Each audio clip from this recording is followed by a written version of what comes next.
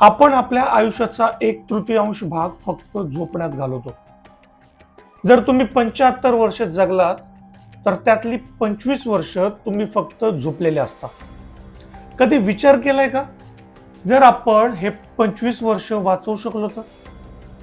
जर आपण झोपणं कायमचं बंद केलं तर आपण किती प्रगती करू शकू?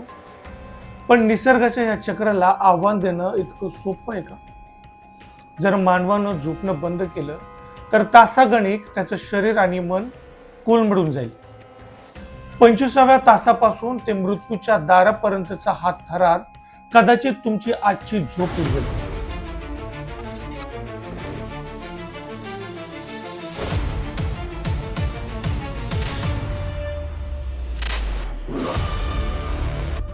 नमस्कार, मी प्रमिल क्षेत्रे. तुम्हाला हे रहस्यमय आणि थरारक गोष्टी ऐकायला आवडत असतील तर प्रमिल क्षेत्रे ह्या माझ्या यूट्यूब चॅनलला लाईक, शेअर आणि सबस्क्राईब करा, जेणेकरून मी आणखी नवनवीन गोष्टी तुमच्यासाठी घेऊन येईल. झोप न घेता 24 तास उलटले आहेत. सुरुवातीला तुम्हाला वाटेल की तुम्ही खूप प्रोडक्टिव्ह झालाय, पण तुमच्या मेंदूच्या आत एक वेगळंच युद्ध सुरू आहे. 24 तास न झोपणं हे शरीरासाठी रक्तामध्ये 0.10% अल्कोहोल असणं इतकं घातक आहे. तुमची प्रतिक्रिया देण्याची क्षमता मंदावते. तुम्ही समोरच्याचे शब्द ऐकता पण त्याचा अर्थ समजत नाही. आता 36 तास झालेत. तुमच्या शरीरातील कोर्टिसोल वाढू लागले, तुमचा रक्तदाब वाढतोय आणि मग येतो 48व्या तासाचा टप्पा. इथे तुमचा मेंदू मायक्रो स्लीप मध्ये जाऊ लागतो. तुम्ही डोळे उघडे ठेवून चालत असता, पण तुमचा मेंदू काही सेकंदासाठी झोपतो. हा तो काळ आहे जिथे भ्रम सुरू होतात.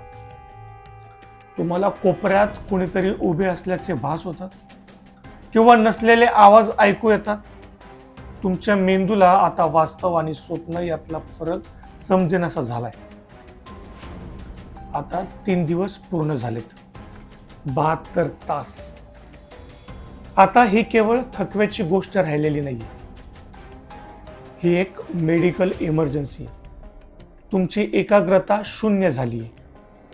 साधी बेरीज वजाबाकी करणंही तुम्हाला अशक्य वाटतंय. तुमची रोगप्रतिकार शक्ती पूर्णपणे कोलमडली. मेंदूमध्ये एक ग्लायम्फॅटिक सिस्टीम असते, जी आपण झोपतो तेव्हा मेंदूतला कचरा साफ करते. झोप नसल्यामुळे हा कचरा आता मेंदूत साचू लागला. यामुळे तुमची विचार करण्याची शक्ती नष्ट होत चालली. लोक पॅरानॉइड होऊ लागतात, म्हणजेच त्यांना वाटतं की जग त्यांच्या विरोधात कट रचतंय. अन्नाची चव लागत नाही, शरीराचं तापमान नियंत्रित राहत नाही आणि सतत थंडी वाजल्यासारखं वाटतं. तुमचं शरीर जिवंत असूनही आतून मरत असल्याचा भास होऊ लागतो. झोप न घेण्याचे परिणाम पाहण्यासाठी इतिहासात काही भयानक प्रयोग करण्यात आले. यातला सर्वात वादग्रस्त प्रयोग म्हणजे रशियन स्लीप एक्सपेरिमेंट. असं म्हटलं जातं की 1940च्या दशकात 5 कैद्यांना 15 दिवस न झोपवता एका गॅस चेंबरमध्ये ठेवण्यात आलं होतं. 10व्या दिवशी ते कैदी माणसांसारखं वागणं बंद करून प्राण्यांसारखं ओरडू लागले.